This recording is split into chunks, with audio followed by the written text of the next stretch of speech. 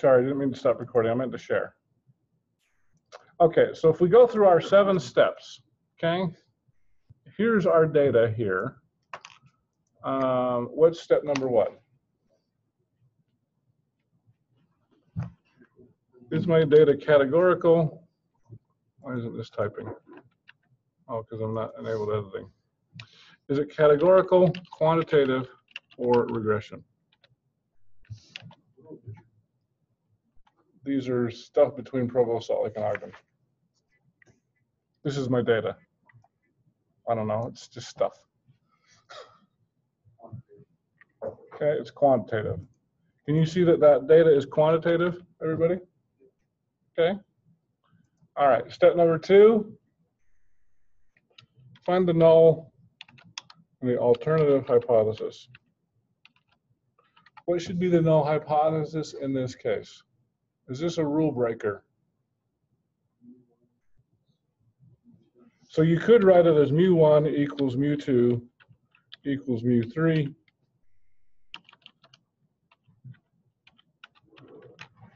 What's another way you could do this?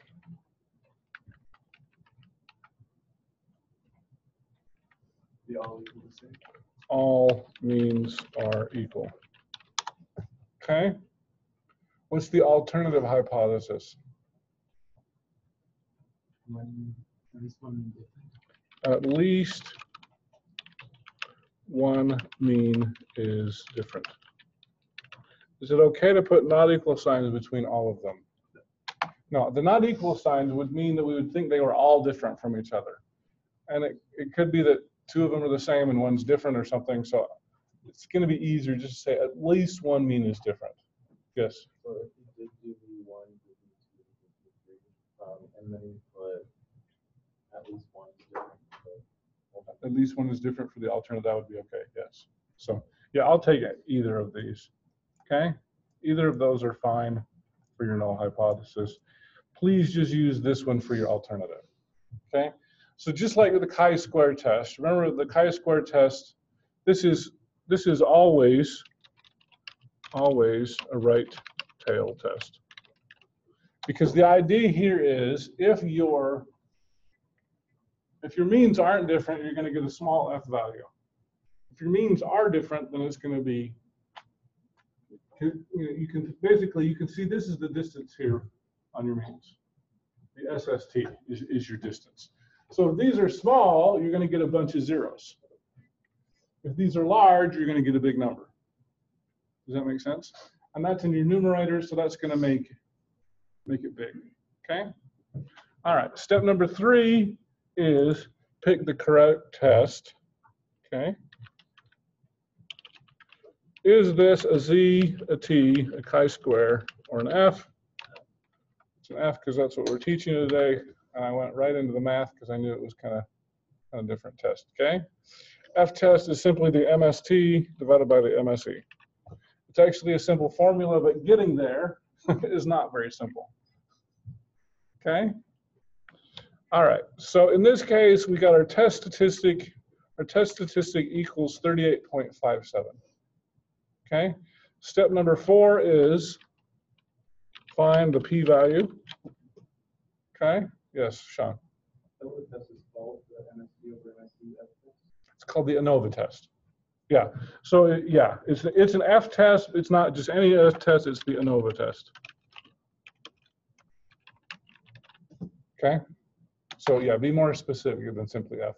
So we've got a couple of different F tests now, right? More than one. Okay. Find the p-value. P-value is going to be simply f dot dist. It's always going to be a right-tailed test.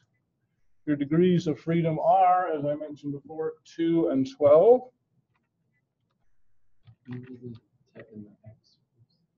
Oh yeah, I need the x first. So in that case, that's this number here, 2 and 12.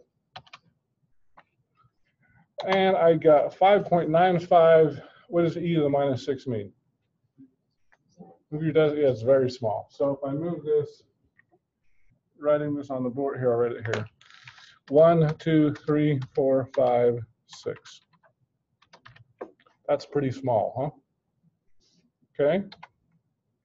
See, it turned it into scientific notation for me. We're going to compare that to our alpha. Assume our alpha is 0.05. That means reject or not. In this case, we're going to reject.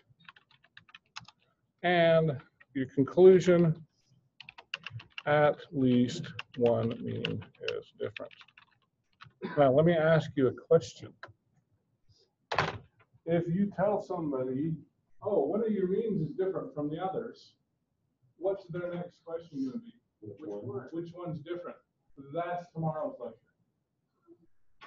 Okay. So, yeah, we'll save that for tomorrow. Okay. Really short on time here. Now, just want to do this really quickly. Okay, so same sort of a thing. Notice all my numbers are basically the same. The main difference is I've got much bigger variances. Okay, I take my MST divided by my MST, I get 1.16. I get a p-value of 0.19. Does that mean reject or do not reject? Do not reject, which means there is not enough evidence that the means are different. So once again, going back to here, we would say that the first three densities are significant, well, at least one of them is significantly different than the other. They're probably all different from each other. In this case, because I've got so much more variation going on, these are not significantly different. 5 is not significantly different than 11. Even though 11 is more than twice as much as 5, the problem is we've got so much variation going on, we can't distinguish that 5 is different from an 11. Does that make sense? Okay? Because even as we look at 5 and we look at 11, these still overlap quite a bit. Okay? All right, so homework tomorrow is going to be 13.1, the ANOVA test. Definitely practice this on the computer. 90% certain that this will be an Excel quiz tomorrow. And I'll probably post the other video because I hit stop by accident.